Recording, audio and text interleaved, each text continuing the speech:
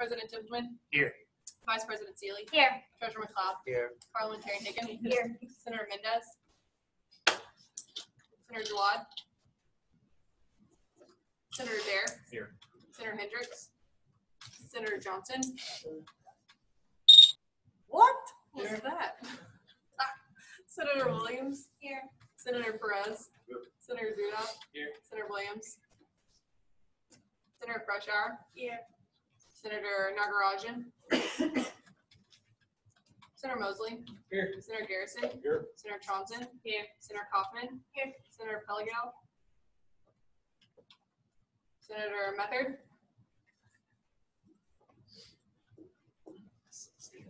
Is my thing not connected? Senator John. Here. Senator Sweetland. Here. Senator Iniguez. Senator Meek. Here. Senator Robertson. Senator Levanka. Senator Daniel. Here. Okay, sorry. Senator Van Zook. Here. Senator Dukes. Here. Senator Farouk. Here. Senator Osteen. Here. Senator Dang. Here. Senator Mazzock. Here. Senator Cooper. Here. Senator Thomas. Senator Morrison. Here. Senator Cox. Here. Senator Gobble. Senator Adams. Senator Strong. Senator Copeland. Here. And Senator Seeley. Is there anyone here for open forum? No.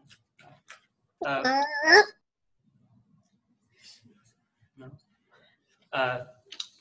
With us today, we will have Dave Hill. He is our Director of Judicial Affairs, works in the Dean of Students office, and he will be presenting a short PowerPoint.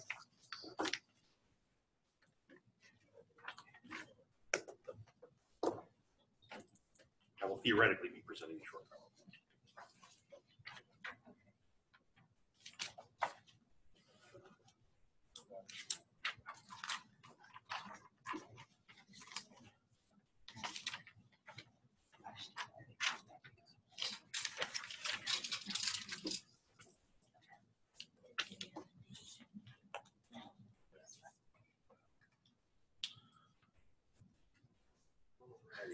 Can y'all hear me okay? Okay. Let me lead with an apology. I was hoping to do this back in the fall, and I got information on when the general session was and then got swamped and just kept saying I was going to get back to it, and I got back to it about last week. So my goal is to do this every fall, and if y'all ever have questions in the meantime, please contact my office. I'd be happy to discuss any questions you may have. My name is Dave Hill. I'm Director of Judicial Affairs. I have been doing this I've got about 25 years experience in student affairs. About 15 of it is with a very, very consistent conduct focus. I've got training in Title IX investigations, including trauma-informed interviews and adjudications. So I've been here for a while. Kind of what my office can do for SGA or for any of your constituents. I can provide advice on upcoming conduct cases. We can provide advice or even respond to behavior intervention team cases. We can provide advice, or we sometimes respond to Title IX cases, and we can provide statistics on student conduct matters.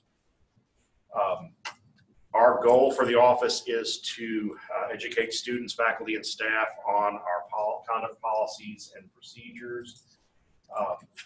Basically, we want students not to mess up, but if they do, hopefully that they will learn from it when they do so. Basically, we get reports from several different sources, university police, the RAs, and the faculty. That's where most of our information comes from. If you ever need to submit a report, you can either call me directly, you can email me, or you can go to our website, uttyler.edu/judicial affairs. The online report form is available there, and it is open for anyone to use. Like most people on campus, I spend most of my time in meetings, the conduct process in particular, the administrative meetings and the full hearings. We spend a lot of our time working on appeals. Probably most of my time with students goes into following up on sanctions, making sure those are completed in a timely manner.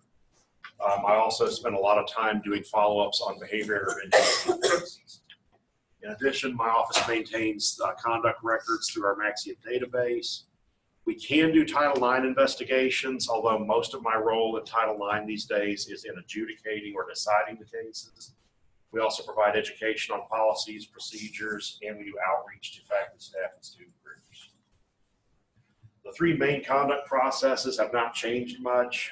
The hearing is the more formal process, and that's reserved for students who are facing removal from the university or an academic sanction that would affect a grade.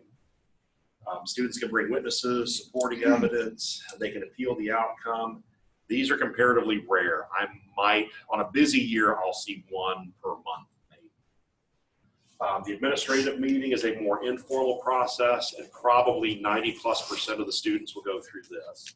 It's usually one-on-one, either with me or with Toby Wilkerson. Students, again, can bring witnesses or supporting evidence. They can appeal the outcome. Most students, when they go through this, choose not to contest the charge. I actually ran the numbers, and we only find about 45% of the students responsible for a violation, and most of those are not contesting the charge. Now, students who are found in violation in either process can appeal the outcome or appeal to get the sanction reduced, and that's a written process. It is currently decided by Ona Tolliver. It's comparatively rare, maybe 5% of the cases. We don't see them a lot in the academic cases. Any conduct case can be appealed, but there is only one appeal allowed, and most students only appeal the sanction. But the Dean of Students is the final review. In academic misconduct, I typically see 30 to 60 or so cases per year, and with a campus this size, there's no way that that's the only ones that we're getting. What I found is most of the cases are plagiarism, and I do think some of those are honest mistakes, where you have people that don't know how to do citations properly.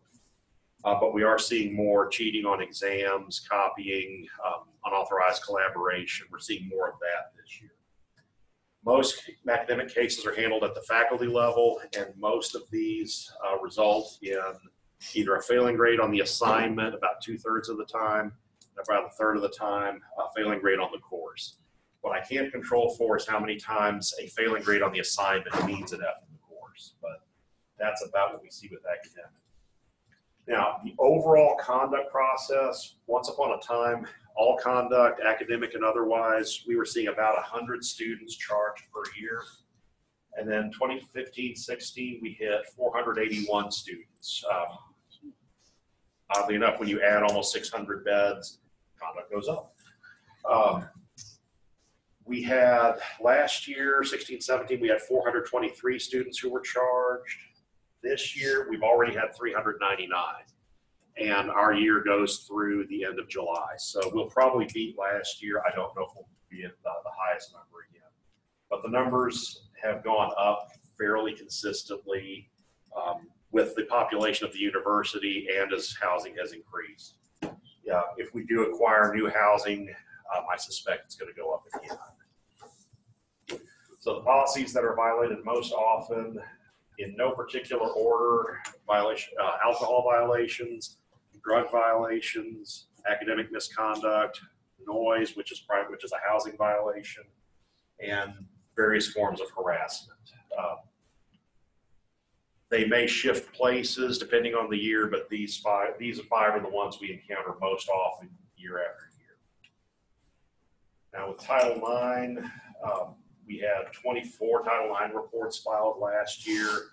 Pretty much everyone on campus is a mandatory reporter these days. They range from infrequent and unwelcome electronic contact all the way up to rape, pretty much everything in between. Title IX infractions can be reported online or by contacting me, UPD, Human Resources, Dean of Student, or the Title IX office directly. Now, UT System did a very involved climate survey called the CLACE report, and it shows a very detailed breakdown of what students reported. If you want more information, that's a really good resource to check out.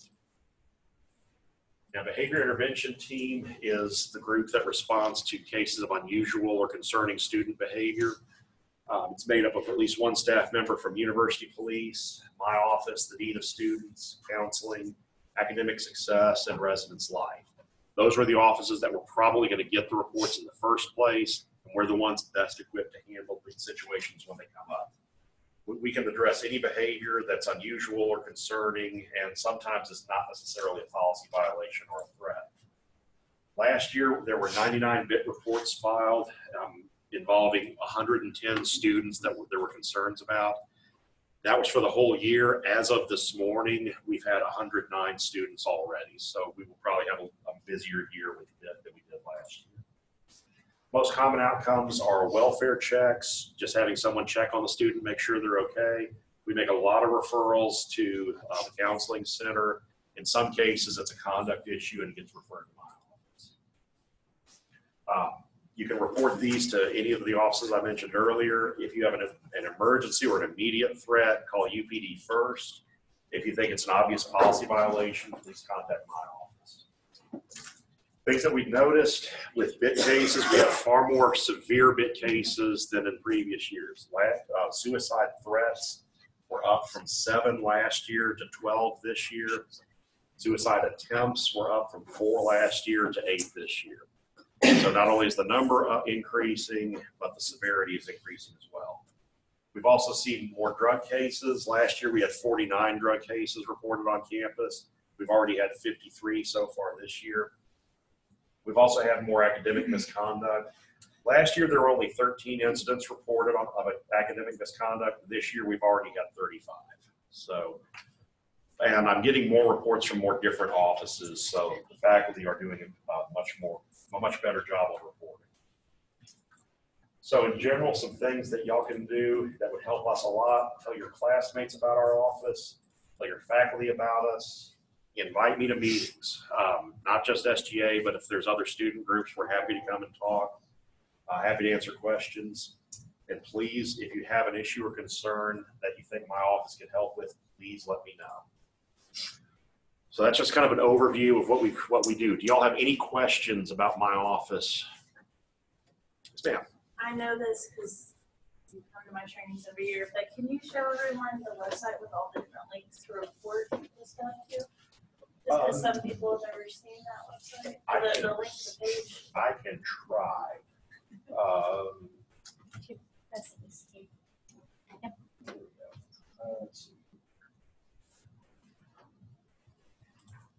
Hey guys, the email. Emails for days.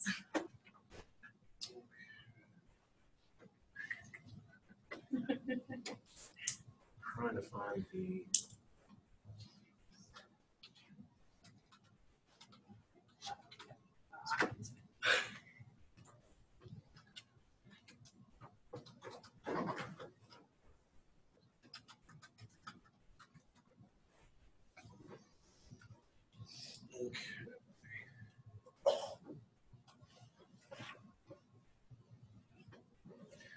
Okay, if you go to our main conduct website, uttyler.edu/judicial affairs, the front page has links to most of our information, but links to all of the currently active reports are down at the bottom. So we've got the Title IX report, behavior intervention report, scholastic dishonesty, whether you're a faculty or a student, general incident report, and the Res Life report. Any of these will send the report directly to my office. We'll also send it to the other offices that might be involved. Sir. Oh, sorry. Other questions? Yes, ma'am. Were the events or incidents in the past happen on campus or off campus during school hours or after school hours? I can get a breakdown of when they happen. We track location, on campus, off campus. A lot of things happen are reported electronically, like there's electronic harassment, and it's really, I just consider that online because it's really hard to tell, well, do we count it off campus if the person who did it is off campus? Do we count it off campus if the victim is off campus? If it's done electronically, I just consider that kind of its own thing. I don't have good numbers off the top of my head. Also, not everything that happens off campus is something that my office will necessarily respond to. Because sometimes things happen and we don't get the reports. But if we get the report, we will at least look through and determine if it's a Title IX case, we have to take action on it, regardless of if it's off campus or not. Yes, sir. How do these stats compare to other schools of relative size? That is a good question, and I have not done a school-to-school comparison, in part because not every school has the exact same policies, and sometimes our policies have shifted enough that it's difficult for me to do year to year if we've changed some of our policies a little bit. For example, we have policies that not every school has a res life policy against alcohol containers, for example. I'm trying to think. The Clary report is probably a good standardized comparison. I have not compared. I've not tried to compare. Also, something I'm hoping to move to in the future is to post at least our most common infractions, just raw numbers of how many we're seeing. But not every school does that, so I don't necessarily have good numbers to pull from to compare. Yes, sir. Has an increase in students kind of skewed the numbers just a bit? At one year, and I want to say it was 2014 or 2015, I also looked at how the percentage of students who were being written up, and what I found was while the number increased every year, the percentage of students that were being written up was increasing. Now, when you've got a couple thousand students and 200 to 300 who are getting written up, you're going to have a very small percentage, but as a percentage of the student body, it was increasing as the population increased. So the increases were about what I expected. I don't think the increase in the population has skewed it one way or the other. I think it's kind of kept things. Other questions? Yes, ma'am. Do the civil authorities contact your office that involve students off campus? You know, they get arrested, they get DUI, do you get such report from civil authorities? Question was, do we get reports from civil authorities? It depends on how disruptive they are off campus. If someone gets a DUI in North Tyler, I will probably never hear about it. If someone gets a DUI and causes a lot of trouble and there's multiple people involved and it's closer to campus, they probably will forward it to us. It doesn't happen a lot, but there have been cases this year that civil authorities were either let me know directly or let UPD. More likely they'll let UPD know, and then UPD will kick it over to me. Other questions? Other questions going once? Going twice? Now, is that for all people or just people who live on campus? The numbers I was sharing is campus-wide, on campus, off campus. Most of the incidents we have happen on campus just because we have a better ability to monitor here. Some things that'll happen off campus would be against the rules if you did it on campus, but off campus it's not. So, but most of the numbers I have, the data I have, it's if it was on campus, it was off. If it was a violation of our policies, and it was reported to my office. Other questions? Anything else I can answer or clarify for you? All right. Thank y'all very much for letting me come in. If y'all ever do have questions, please let me know. If there's anything I can answer or clarify for you, I'd be happy to do so. Thank you very much for your time.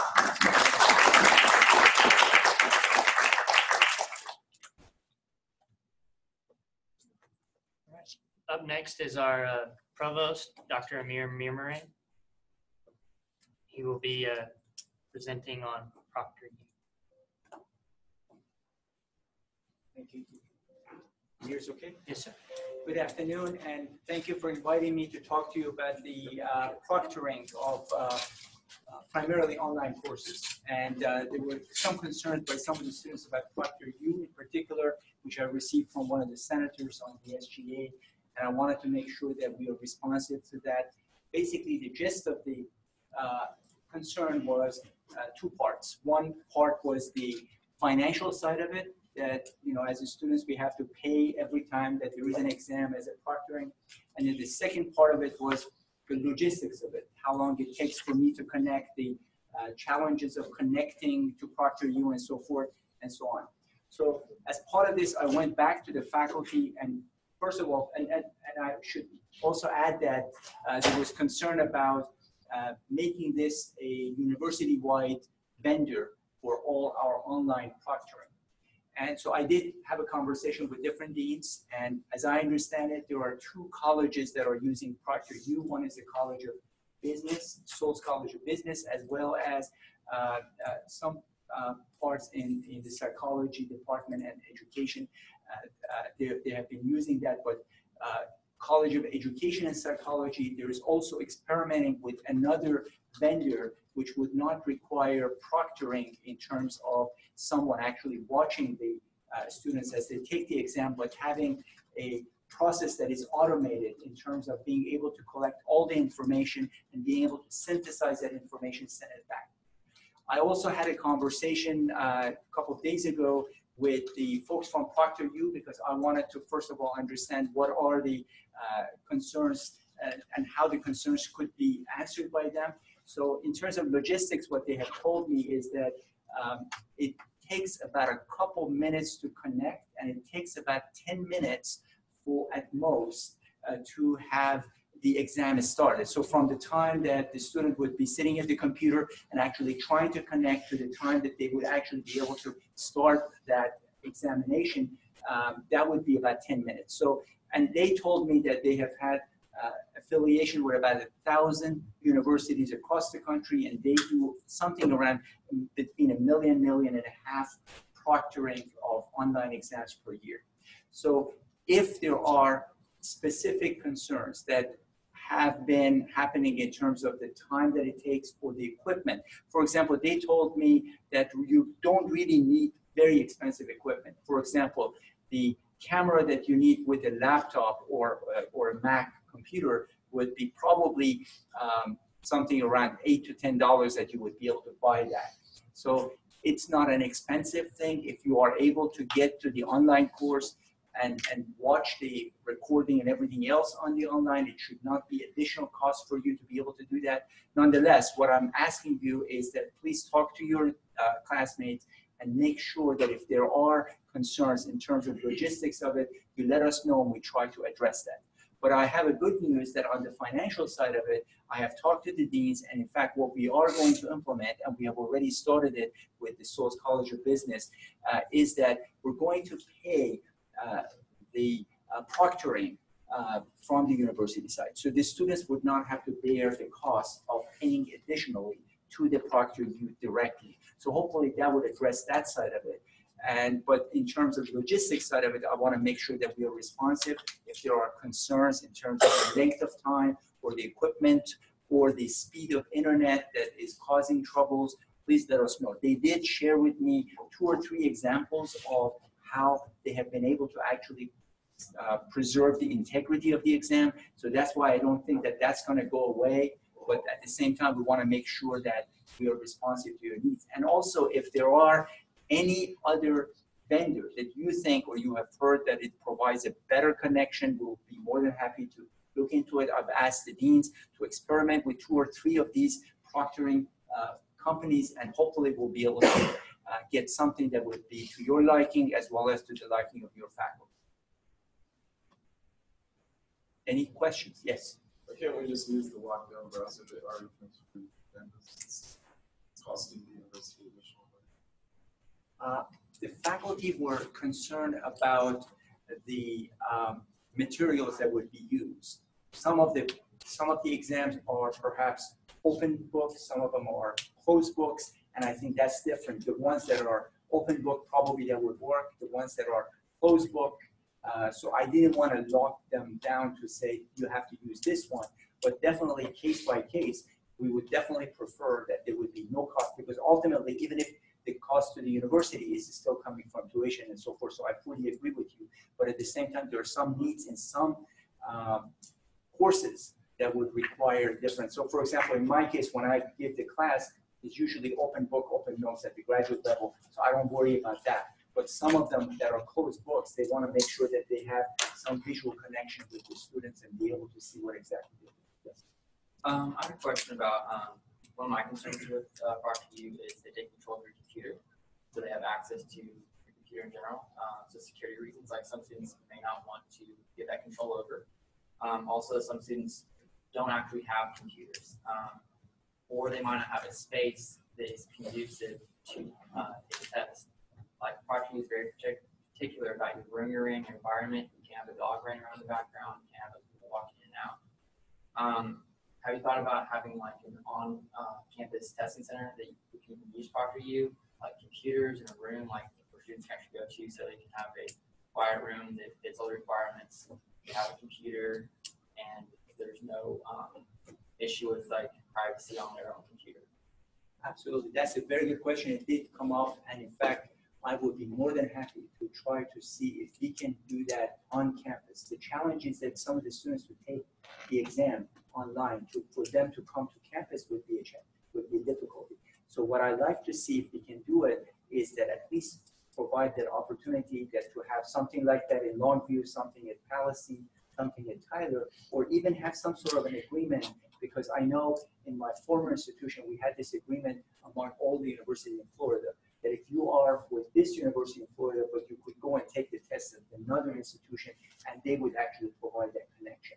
So to answer your question, yes, we can do that, and we will be more than happy to actually provide that test center that exists right now, equip it with what is necessary for that part for you, as well as if there are things that we could do in terms of making that more available to the student that want to do it at their home. They told me that the only thing that they need is the room that has no traffic within it, so it has to be a quiet room. But then in terms of taking over the computer, they didn't mention that to me, so I need to look into that, because that would definitely be a concern. I could understand that. So they actually take over the computer? They remote log into your computer and control it to check your settings and turn off certain settings, such as duplicate monitoring or screenshotting on MacBooks. They have access to all the same files. So Yeah, they have full access to your computer remotely from wherever they are. I see. Yes.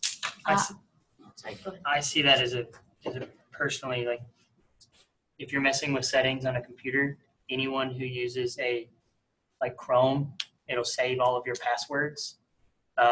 So they would have access to anything that I have that's password protected, because my Chrome saves all of those.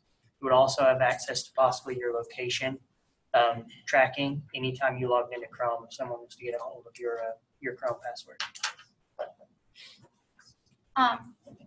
So I think you kind of addressed it, but the testing center we currently have would be outfitted and possibly even expanded to accommodate more students, because through ProctorU, if you have a Surface or a tablet or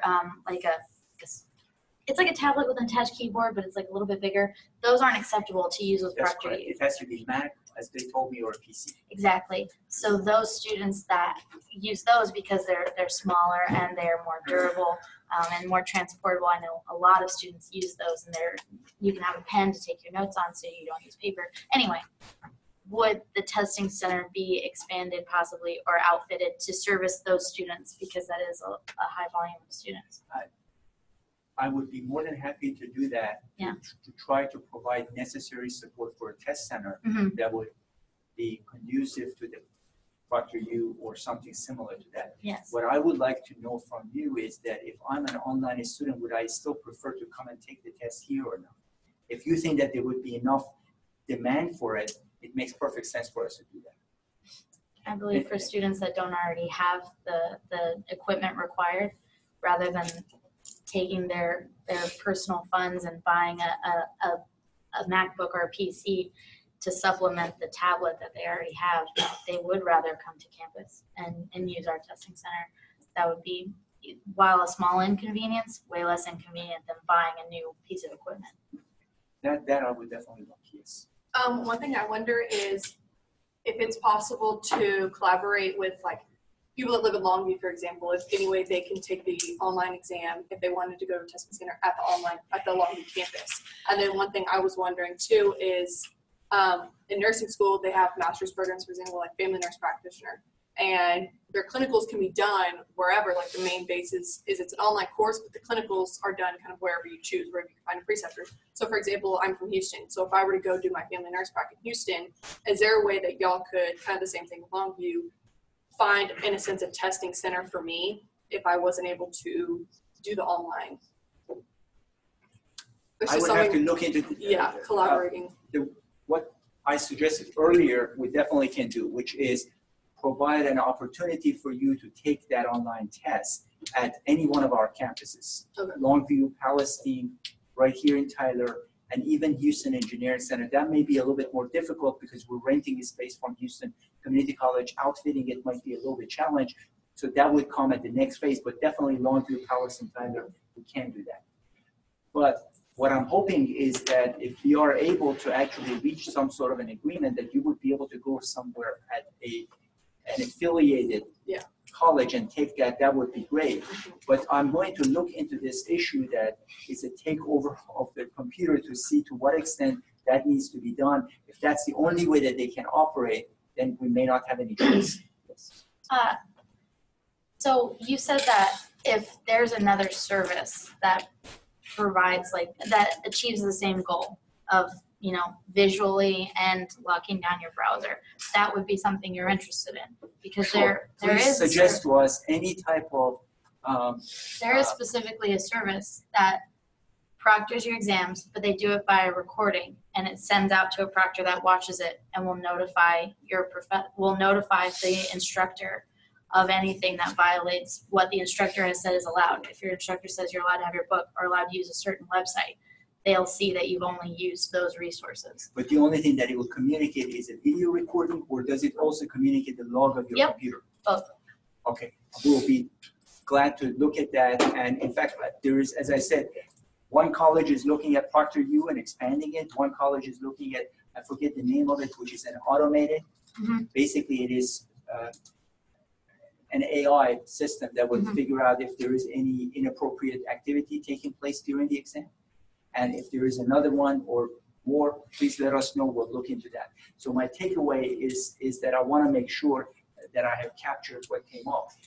One is that to try to provide an opportunity both in Tyler, Longview, and Palestine, so that if you want to take a test, online test, would be able to do it with the computer on campus rather than with your own computer or portable device that you may not be able to do it. Because I did ask whether they could do it with a mobile unit, and they said no, it has to be PC or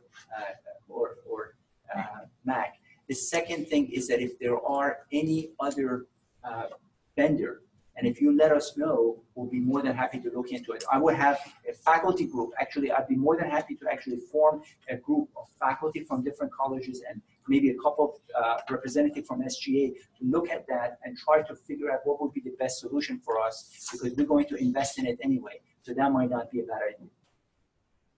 Yes.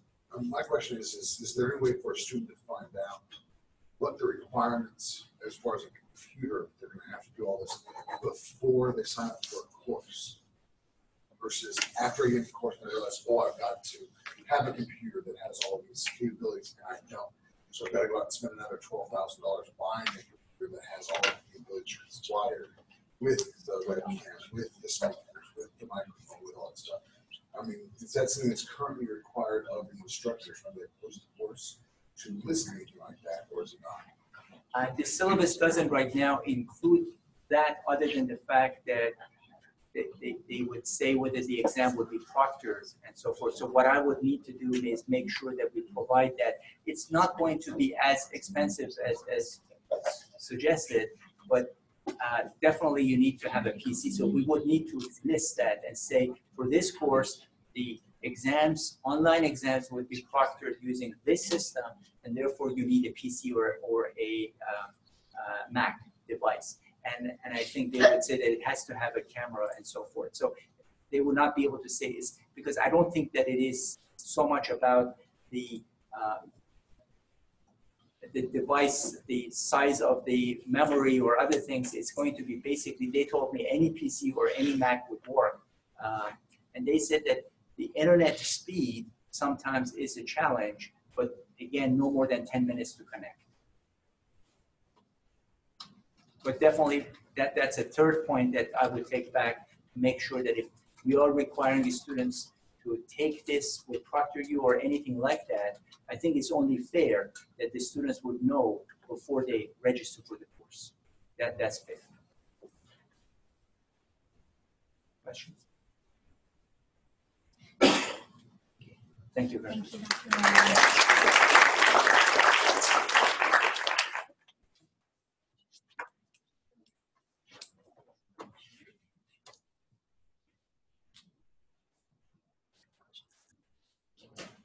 All right, guys. Starting with officer reports, we are in the middle of Patriot games, and so I participated in the first one of those today with SGA. We're going to present y'all guys a file that has all the schedule, so that y'all guys are fully updated on when everything is. And so we'll pull that up towards the end of the meeting, probably during the announcements. Let's let everyone know when everything is, and we'd like for y'all to be able to participate if you choose to do so. Also been just kind of finishing up and getting everything ready for the last few events for SGA, and it's been a fun time. Vice President Seeley?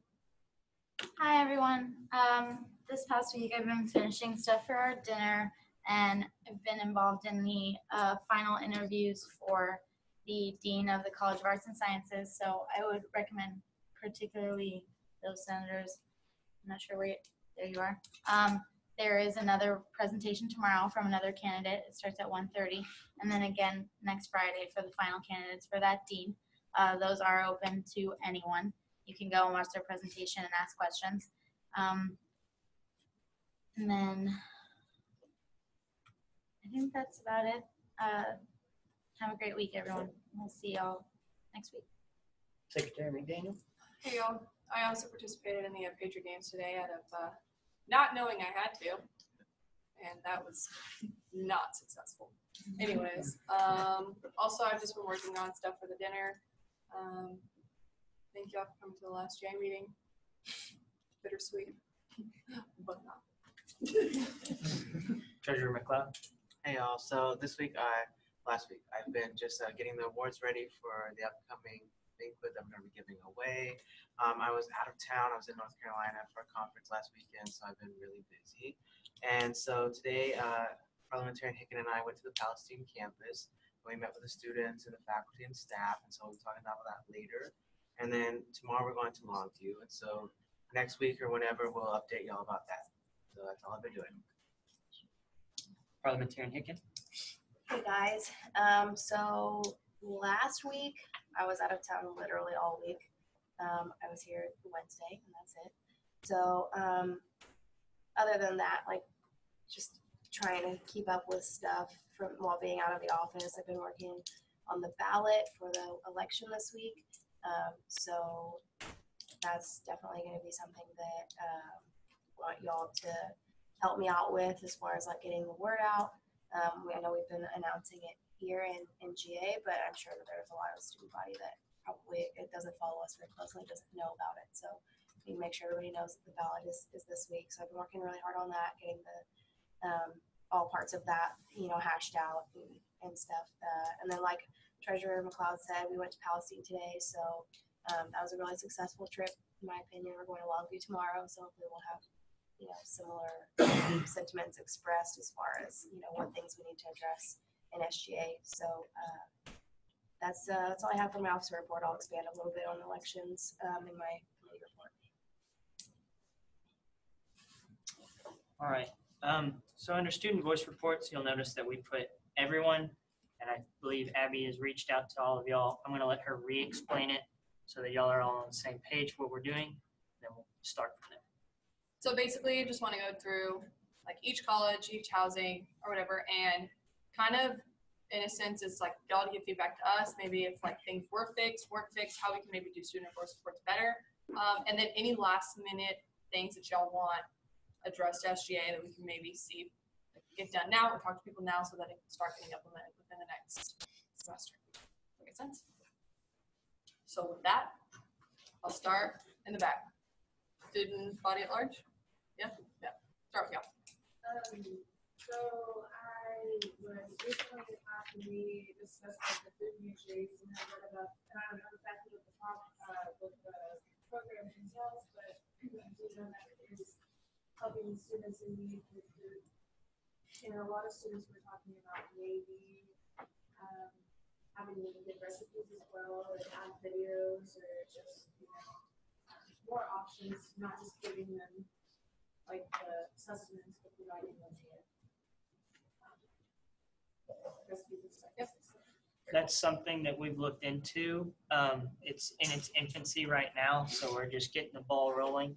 But I will suggest that to Chase Ragland, who's kind of overseeing that, and we'll look into different avenues to implement that.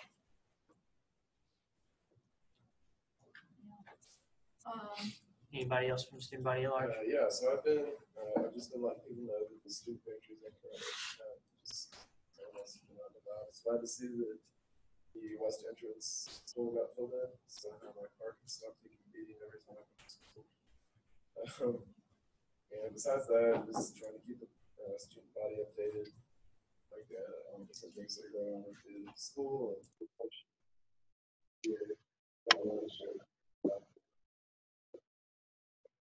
as far as the blog goes, I can explain it. Let's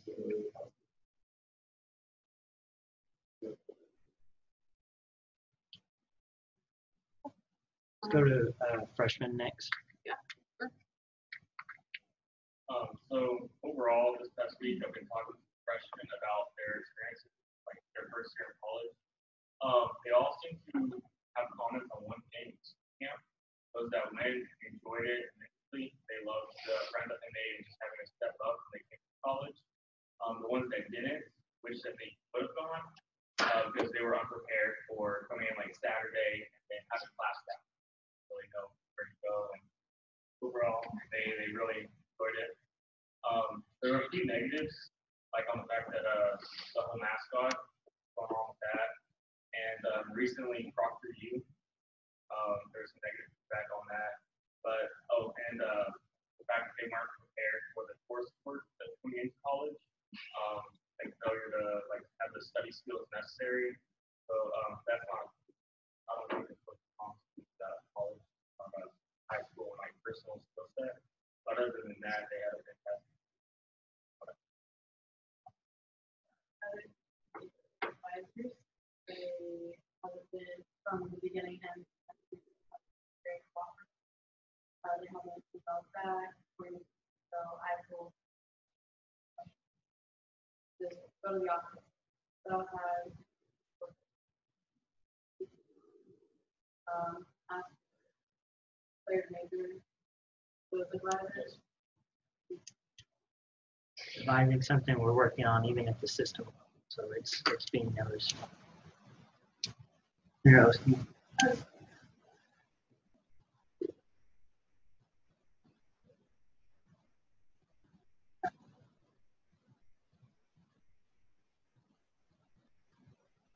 Go through the housing units next. Start with the hall. Yes, so And some of those around building and someone possible. Well, have you ever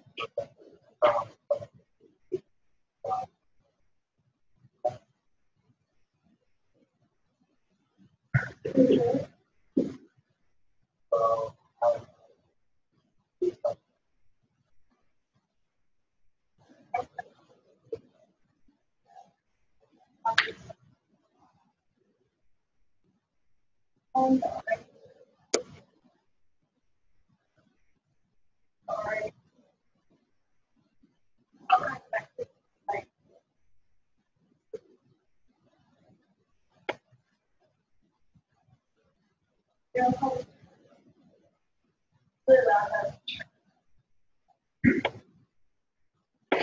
to hear. University Farm. Talking a little bit about how to what's to be done in the future. And currently right now we're in the middle of an internet project. Get through that. Bringing up here. Supposed to be a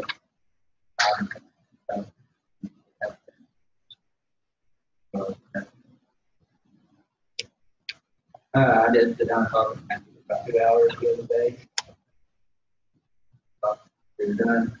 Basically, for an overall plan, that's the next year. Basically, the next big project after getting getting all the retaining walls done. So it's really project. Complex and tool, and also, what it kind of trees taken out, some of the sidewalks redone, the trees that were there, we're starting to finally crack sidewalks. We gave like clubhouse, take it down, and I said that I went broke. So it was, at first, it was open.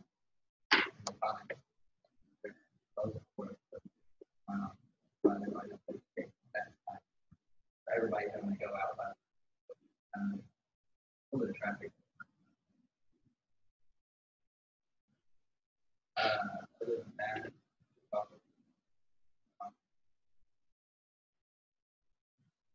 they're coming up here.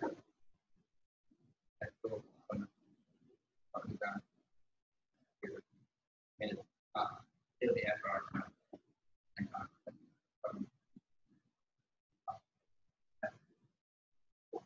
Talking about possibility of going and finding.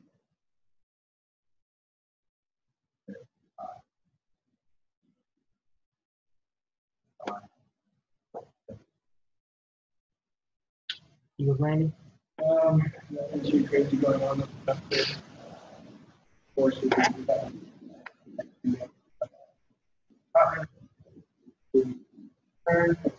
I spoke with Allie yesterday, and she said there's really nothing pressing going on. Biggest project.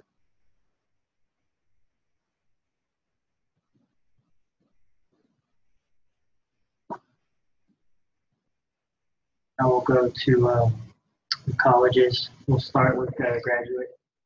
All right, so graduate advising section, all very responsible, and all that. The only thing about the graduate program is there's no networking outside of the group. They're in like might have 20 people, but they're not engaged. Like they come on campus at 6 o'clock and 8 o'clock. I tell you my apartment now. So like the engagement is very low. It's like you bring majors together. It's like real hard. Souls College of Business. I think personally, for the fact that our graduate is pretty decent. There's about 5 people that walk in. So as it is right now, you know that the big business clinic goes to that fall. So they don't know exactly when it's going to be done. So they're scheduling all classes that would normally be in the business building and the participation that could be done. So we have 2 different.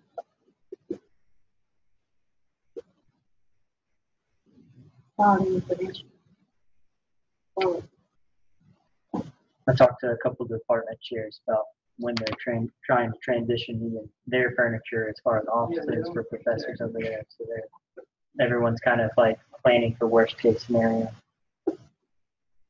Arts and sciences. There's been a lot of confusion anger about the transition.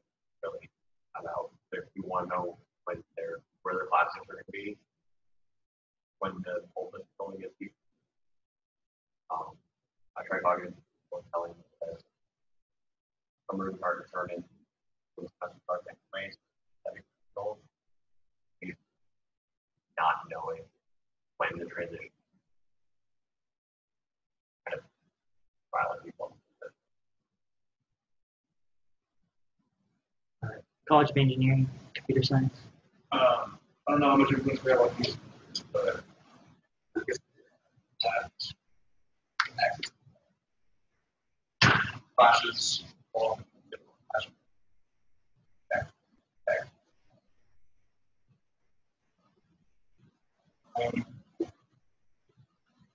So next week is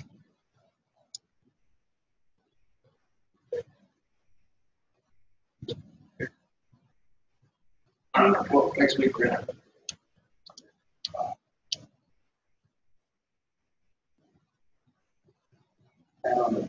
I know I got an email from the college for election. No, an email went out.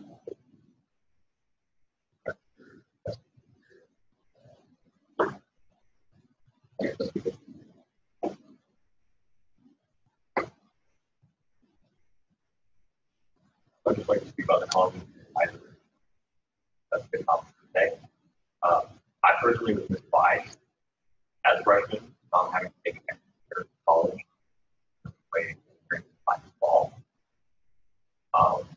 Also, the week before registration opened, I tried to find out when our advisors went in, and it changed from full advising to advising. But then they said they were going to tell us out, get out the Monday prior to the day open, and they didn't. And I finally got an email 2 or 3 days after registration opened. So now I'm kind of worried about getting 4 classes, but I can't make an advising appointment until I think 25th. I'm worried about getting 4 classes that I need. So if I need to push my year to extra advising. when we go to your email address, I send you college experience. So they'll send you your prereqs, co-reqs, send you text. On the last spring, we don't know what class these prereqs were.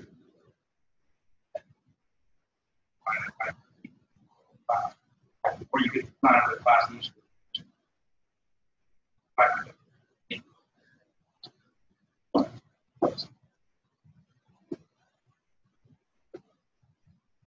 I'm not going to make it personal, but last spring I was in Tyler. I came in fall. So there was literally no way for me to have gotten my email. But go to the civil office.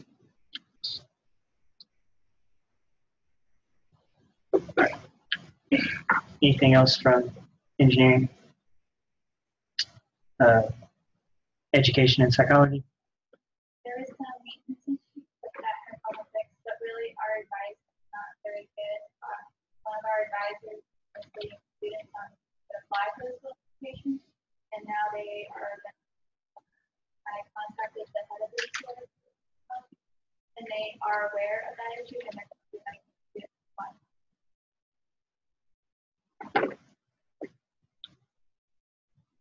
Nursing and health sciences?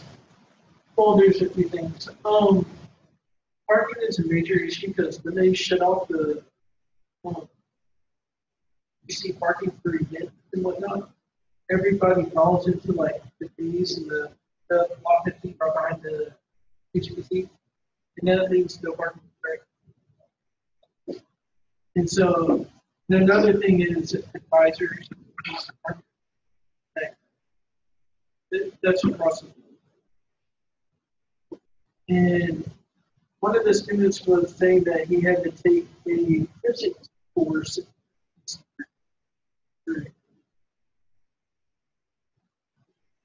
Was it going to part of that should be their post undergrad goals. I know physics is a requirement if you're interested in going into physical therapy school. That's a requirement a prereq for a lot of those schools, as well as chiropractor programs for post-undergraduate. So that may not be something they need to graduate from here, but something that their advisor has put into their degree plan to meet their postgraduate goals. You just have to ask that person specifically. And then another issue is like the water fountains in the HBC. Actual waterfall. And then it's like, comparing the complaints about the weightlifting in the gym. The machines are out of date, the treadmill, all the.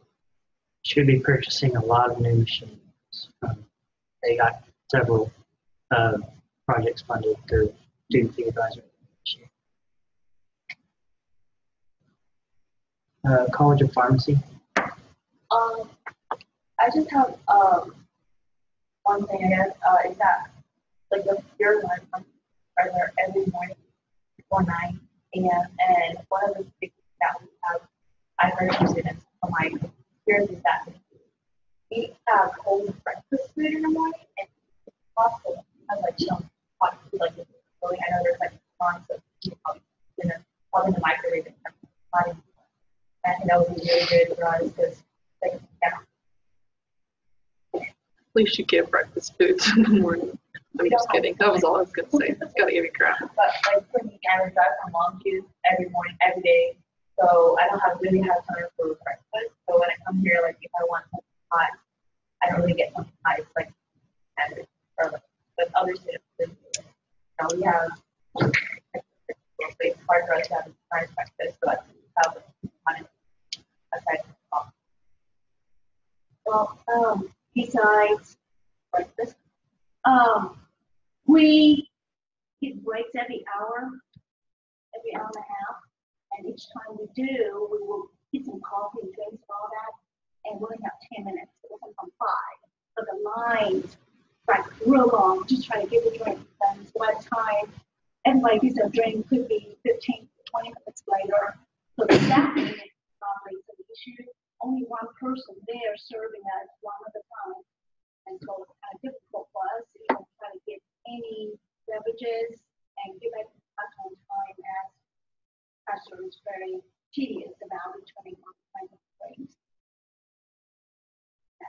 There a possibility of this online thing like because we like it doesn't really like for us performance building is we have so many students in our program and it doesn't make sense to have 2 staffs, but I think it's just like like getting ahead, telling the person ahead of time like, hey, can I order it before the break? I mean, so that when we have a break we can get it quite easy, but then like you already paid for it, I mean like without getting it. That's just that. Both of those are issues through Sodexo, and so what would probably be best is if we helped y'all communicate with their corresponding manager for the Coban FFA or with their general manager, Amy Hill, and we would incorporate all that together. That way, because y'all guys have different needs as far as like timings as comparatively to the other buildings. So if she's made more aware of that, they might be able to actually solve that internally. That is it for student voice report. Oh, yeah. Oh, sorry. Distance campuses. We have Houston. Reading. Well, and we just had a readout last week, so I don't know that we necessarily have any updates. Mr. John? I did have a question for you guys, actually. Can you hear me? I can. Okay. Were either of y'all able to zoom in to the town hall that we had? No. Okay. This is going to be cool then for you guys because y'all talked about the facilities that y'all had and about the rebranding of the university. We actually asked Dr. Tidwell about that when he talked about the master plan, and he said that they are actively working on getting new brand materials to you guys and exploring the possibility of purchasing a building there that will be upgraded and be no longer a rental facility. He didn't give a timeline, but he said that that is something that they're looking at as your program grows and becomes even more successful there at the Engineering Center in Houston. That's awesome. Thank you Yeah, no, for that update. y'all rock. I didn't know if they had seen it or not. At this point, we will move on to committee reports. Student life. We just finished up stuff for banquet next week for our next dinner that we're gonna have, so be there. It's gonna be cool. Communications. We did not meet. I had my last meeting. SGAC. We met last week, we had 3 requests. Our first request was for period, and we stay out advertising period, and we approved them for $63.90. Then we had pre-farmers and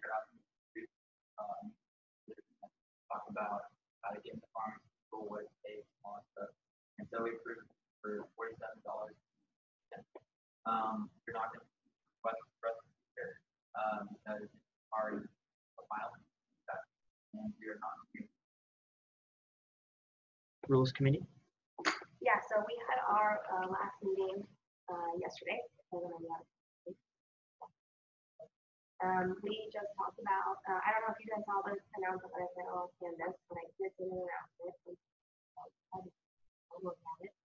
I really want, like I mentioned in my officer report, I really want to get the word out. It's really important because it's a referendum as well. So the rules committee decided that we were going to send out Canvas announcements to our classes or make announcements in person in our class about the election. So starts on Thursday. So if you guys can, if it's possible, the professor will let you, or if you're comfortable, send an announcement on Canvas to your classes or ask your professor if you have more classes, you can just make a short announcement and just really get the word out there about the election. Opening Thursday at midnight. They'll stay open until Friday at 5 p.m. It'll be in their patron meal. They can take it on, and then they can access their patron on. So that's pretty much it as far as elections go. A lot of you guys are running for elections, so I didn't make a sign-up sheet for you guys to work the tables. Us and the new executive board working it, and then we're gonna. I think I mentioned this a couple of weeks ago. We're gonna get pizza for the election as well. Student affairs.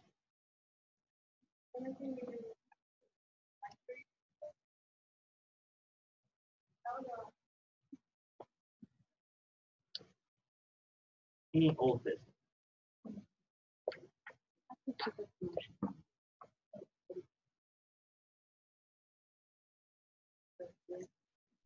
Yeah.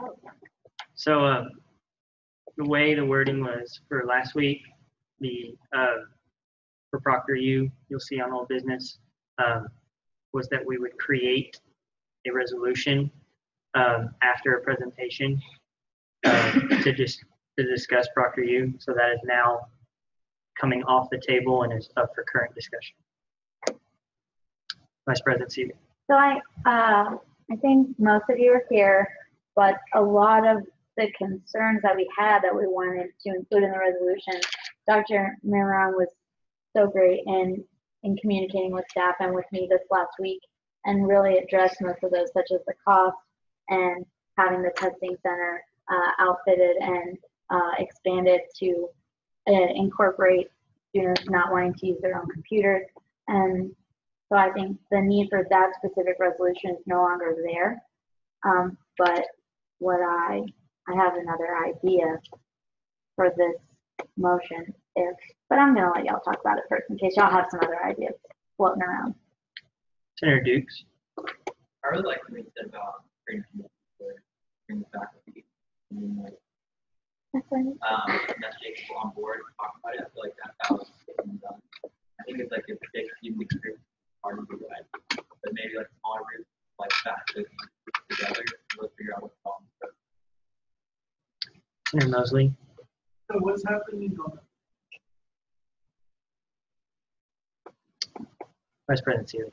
he said early on, so I think that kind of got lost, that after talking to the dean and working with the colleges that are using the service, that the university, that those colleges specifically are going to incur the cost from the back end. So how that works is the university either pays, like prepays for all the exams, and then the students don't have to incur that cost anymore, which is what part of our resolution would have asked if it passed.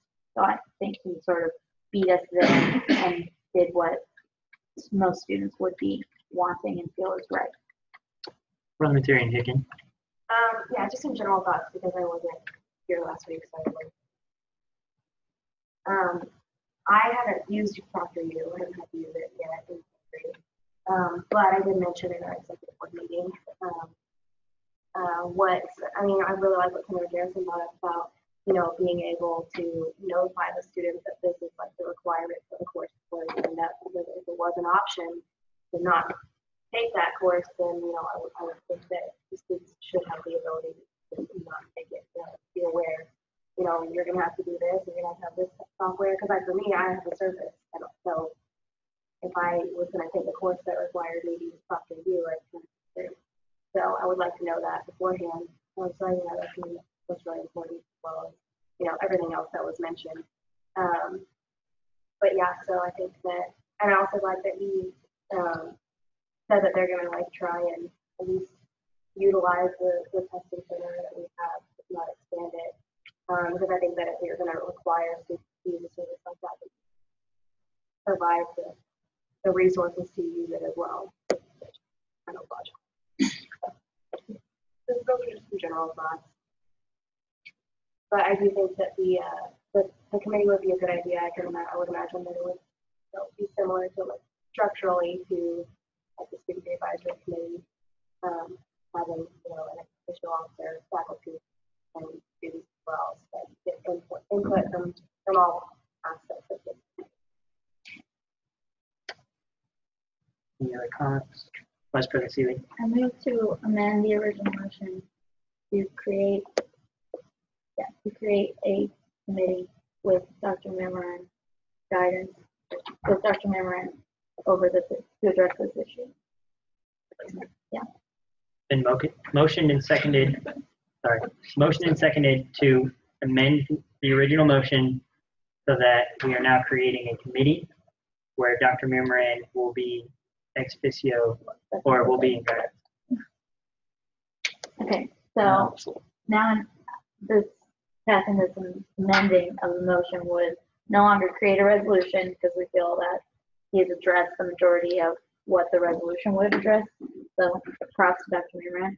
But now we would like to create with him this committee that he brought up that would possibly be created. So now we would ask him to do that in order to address the issues and find the best service to do what the university wants to do with online exams.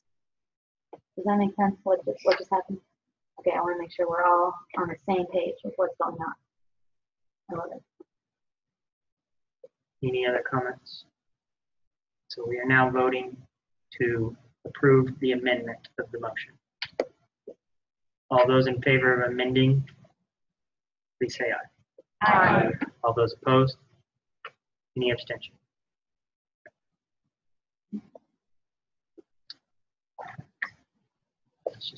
Oh, my bad. So is there any discussion post-amendment? Now we are voting to approve the creation of the committee.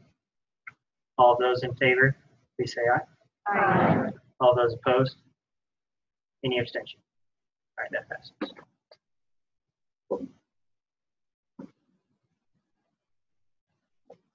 All right. Is there any other old business? Any new business? Parliamentarian Hicken. I motion to get an update and future plans and administration to the Innovation Academy at Palestine. The motion and seconded to receive an update from administration on the Innovation Academy at the Palestine campus. Parliamentarian Hicken, you have the floor. So, as we said earlier, Jacob and I went to Boston and Josh. Today, earlier this afternoon, we had an official town hall that just meeting with 2 students and 1 member of the staff. I don't know what her title was, but she seems to know a lot. And we learned a lot about that campus. I learned what exactly the International Academy was. So for anybody that doesn't know, it's a charter school that the university runs. And there, at every campus, there is an academy here, I guess, about by the OAC, or in the OAC, by the OAC. Okay. And so in the Powhatan campus, they had a violation of fire code in the building where the International Academy was, right before the semester was supposed to start. And so what the situation they have there is they have all of those kids crammed into the same building as Palestinian students. So we pulled up to the campus today and there were all these kids running around and we were really confused. So we got to talk to a few students. We got to actually see their facilities and what they're working with. A lot of their rooms got taken away to give to the Animation Academy students to use. So they have a computer lab and it's literally a closet. I'm not even kidding. It's a closet and with 5 computers. And they're all nursing students out there, and so they have to take their exams online, and they're quite literally taking their exams in a closet.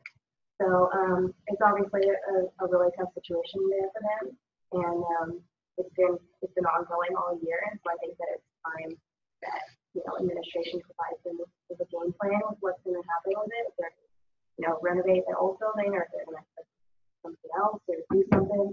But I think that right now they're just kind of lingering there, waiting for an update. And I think that if you say that it's time for one, I think that they'll work it.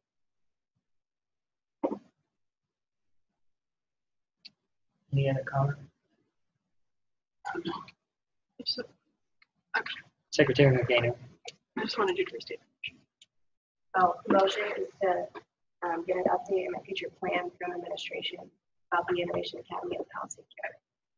Vice President Sealy. Do we know specifically what the fire code issue was, or if it would require just a renovation to the building or a whole new one, or I don't know what was going on with that, but that seems a little easy. I don't know. All she said was that they failed it miserably. Said something along those lines, that it was really bad. And so they had talked about closing the Innovation Academy and step forward with the parents of the students and third through 11th grade or something like that, with a lot of students. So I'm not sure, but that would be, in theory, that would be part of what this motion would do. Get an update on, what's going on with the building, what their plan is to solve this, because they don't have any of the rooms in their buildings, and they pay the same tuition and fees as we do. Any other discussion? All those in favor of requesting for an update from administration on the Innovation Academy, please say aye. Aye. All those opposed? Any abstention? That passes. Is there any other new business? Senator Sealy. Motion to endorse the athletic fee. Second. The motion is seconded to endorse the athletic fee increase. Senator Sealy, you now have the floor. So, athletic previous 10 years, maybe a little bit more, and going into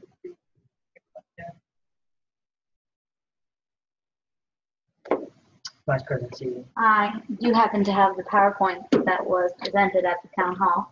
For those of you who weren't there, you should have it in your email. Abs, if you would pull it up, please.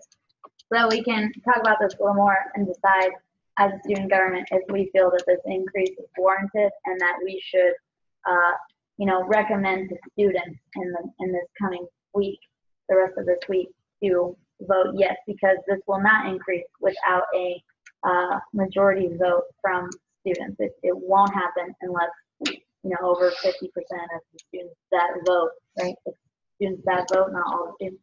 Okay, cool. Just checking.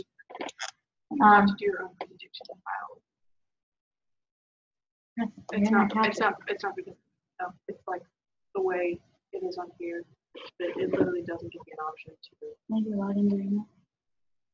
Hold on, we're trying to figure out what's up with the PowerPoint. Next. Parliamentarian Hicken. So yeah, I just want to emphasize a couple of things. So the student vote is still required. This doesn't affect, the outcome of the election at all. It just be, collectively saying, we as an organization see the need for this increase, and therefore we are in support of it. Additionally, while it kind of got pulled up, a couple of things that I remember from the presentation were he had pulled up this graphic of our new conference that will go in if we get accepted into Division II, and it had like the number of students that each school had, it had the athletic fee, and all of the information. And if we do get accepted into Division II and we do not increase our athletic fee, we will be the second lowest as far as the athletic fee goes in the new conference, and I believe we are the third highest as far as student population goes. And I believe that, I don't remember if it was Angela State or A&M Commerce, if we get pulled up, we can clarify, but pretty sure one of them was $36 per semester per hour. It was their athletic fee, and ours is 12 currently. So, and we have, about the same amount of students, if not just a couple thousand fewer. So, those are some things that I remember specifically from this, but we can clear that up a little bit. We just go down to the graph of the new conference teams. There it is. So we're the third highest number of students and the second to lowest in athletic fee per hour. Vice President Seeley. And sort of just addressing the second lowest, our budget is likely lower than Midwestern State because Midwestern State, according to Dr. Patterson, gets $4+ million out of their general fund to go towards athletics. So that definitely supplements their low fee compared to our athletics that does not get that sort of supplementation. Secretary McDaniel. So this is our new conference? Part of them, the conference is huge. Yeah, it's 20 schools. Parliamentarian Hicken. Yeah, they're actually working on joining the two conferences. So it's going to be mega Texas conference. So this is only half of them, but still, that speaks volumes to how low our athletic fee is. Senator Dukes. Correct me if I'm wrong, but currently the athletic fee is not coverable for right? It's not coverable. So right now they're actually pulling money out from other fees, taken away from benefits of providers. So I think what that other people hey, you get more programs campus now together. That might work out, but greater fee. Senator Mosley. Well, I was just saying, how can we think we should raise it, but how can you justify it to the majority of the population? A university that does not play athletics. Vice President. I've had that question a lot. As an athlete, obviously, I see the value, but as a student, I see a further value of athletics, and this is sort of how I feel why I feel that this fee should be increased, is that athletics plays an important role in the image of your campus and the value of your university brand. And as the brand of our university, we're very successful in athletics. People know about our sports teams. More people will know about us and about UT Tyler, and the value of our university brand increases as our programs, grow and are bigger, which in turn increases the value of your degree. We're never going to be Harvard, but think about the teams that win, national championships. Their enrollment skyrockets the next year. More people know about them. They become a name brand, and I think that putting more into our athletic programs does something for a university brand. I mean, not as much as bettering our academic programs, but it does carry weight for the brand of the university as a whole. Does that make sense? Okay, that's my opinion personally as a student and as an athlete. Senator Van Zook. Kind of thinking backing off of that, I think we're in a position now, especially going into a new division, we should start looking more into future even further than what we have so far. Or I don't expect us to come in. But you gotta look at it in a way that the other one go in there actually become effective and the funds give it and we have to actually look a little bit into it.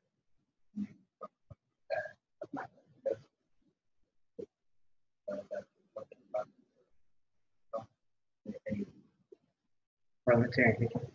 Yeah, so just some more general information about the fee increase itself. So, Grant Affairs is our fee right now is $12 per semester credit hour. It's capped at $180. So, no matter if you take, 18 credit hours, it's still capped at. The proposed increase would go to $2 more per semester credit hour next year, and then another $2 per semester credit hour the year after. So then next year, the fee would be $14 per semester credit hour, capped at $210, and then the following year, it would be $16 per semester credit hour, capped at $240. Other names?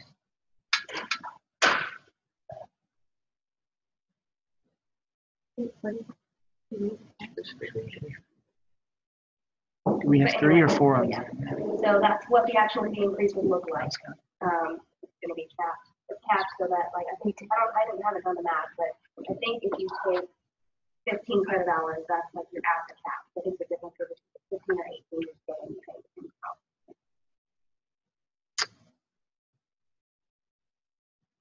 Any other comments?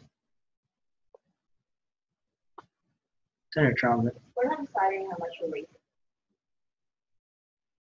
Vice President Seeley. The raise has already been decided as far as what is being asked for. So that the voting will be, students will vote to yes, increase this $2 increase, or no. That's what's going to happen on Thursday and Friday with our ballot. What we discussed tonight and the endorsement we do or do not make doesn't have any direct bearing on the results, but it could hopefully educate more students on what's happening. Whether they choose yes or no, it could bring out more information to students that may not have it right now. Senator Mosley.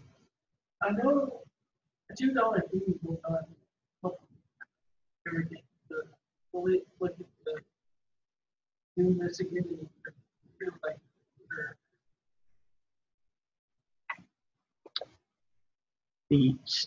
the tuition proposal committee meets every 2 years in correspondence with Texas legislation. So they would address that again in 2 years, but that's nothing. We don't know that yet. Any other comments? It was originally motioned that SGA endorse the approval of the athletic fee. The athletic fee increase, sorry. So it was motioned to endorse the athletic fee increase. All of those in favor of this endorsement, please say aye. Aye. All those opposed? Any abstentions? That passes. At this point, is there any other new business? Okay. Another project. Been motioned and seconded for senator projects to be presented. Parliamentarian Hicken, you have the floor. I believe we have 2 senator projects. But this motion is worded in a way that,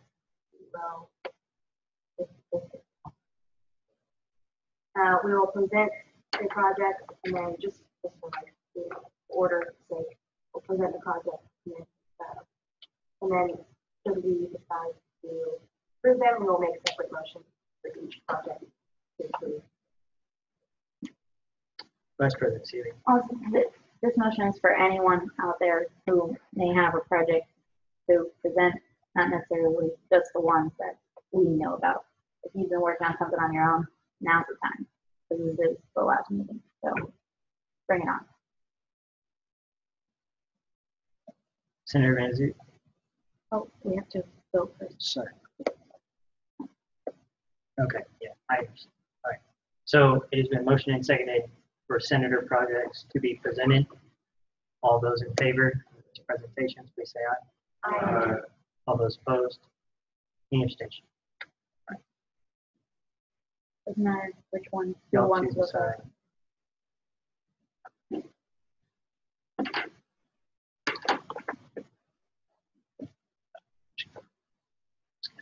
Discussion.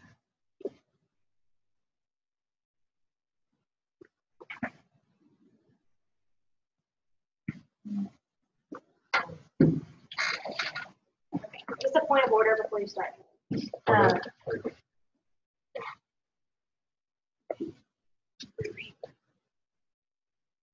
Or advisor needs. Not gonna. So if he comes back, we're good or no? Yeah. He left his stuff, so we just gotta chill till he comes back. All right. So I But he guess- can still present, correct? Well, As long as we don't make any formal decision. Yeah. So we're,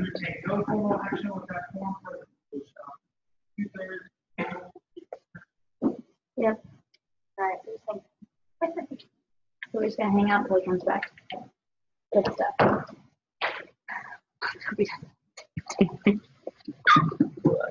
He's gonna come back in, we're gonna be dead quiet, he's not gonna know. Poor guy. Yeah, Yes.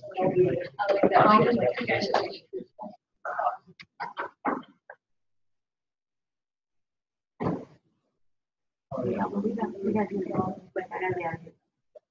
Well, you can't leave if we're not done. No, I know, but I'm just saying we gotta do this. Swear me in. I think this is gonna go.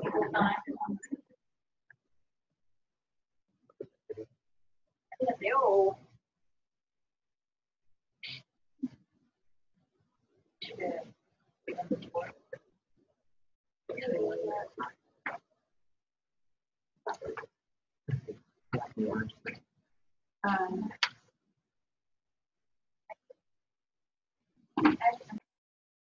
There you go.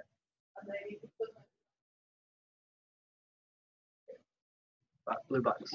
Here we go. Yeah. Right. Awesome. Okay, so point of order. All right, so Oh yeah, I'm sorry. saying Point of order before you start. another point. Okay. What am I saying again? Because it's presentation. Oh yeah. Because of the presentation, just take your questions for the the part of discussion. So there's no questions or comments until the next. Okay, go. Awesome. All right, so I'm Senator Dukes, and I'm doing my project here, and it's about the rock wall. Is it not working? Oh. All right, so earlier we had motioned and approved the idea of going forward and looking with a contract with the Rock Gym in Tyler, and that was approved. And I know Seeley has been going out and working with Chris and stuff to get that approved and get a contract locked in. So I thought would be helpful would be to look at the rentals, because right now it's $10 to go to the Rock Gym, but there's a $5 rental charge for your harness and your shoes. I think that's a little bit not accessible for some students. $15, I was hoping to lower that to $10.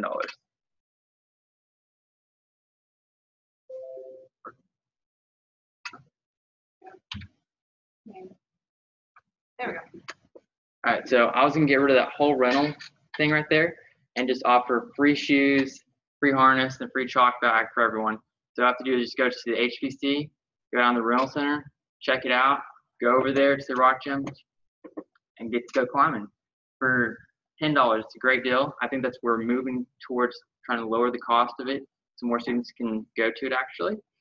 So some of the gear we're going to get, these are the shoes that I'm proposing to get, and chalk bag and harness. All right, so the normal prices are on the screen up there.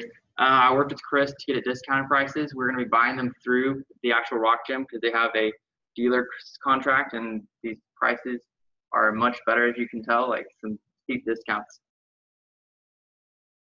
All right, so this is what we're totally getting. We're getting 4 chalk bags, 12 harnesses, and 15 pairs of shoes.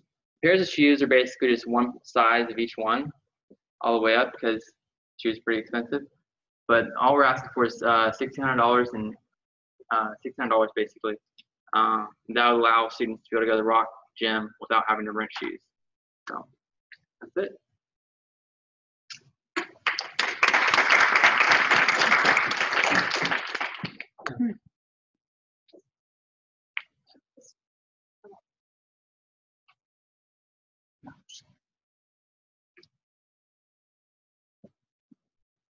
Let me just talk to Josh.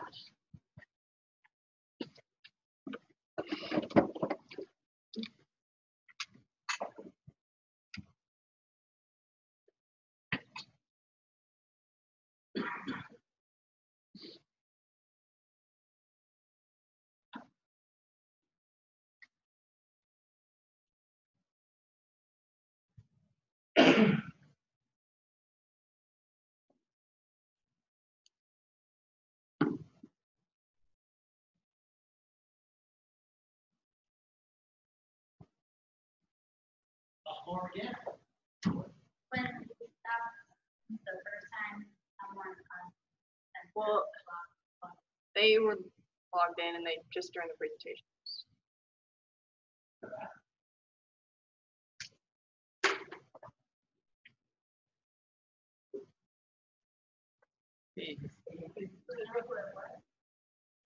John.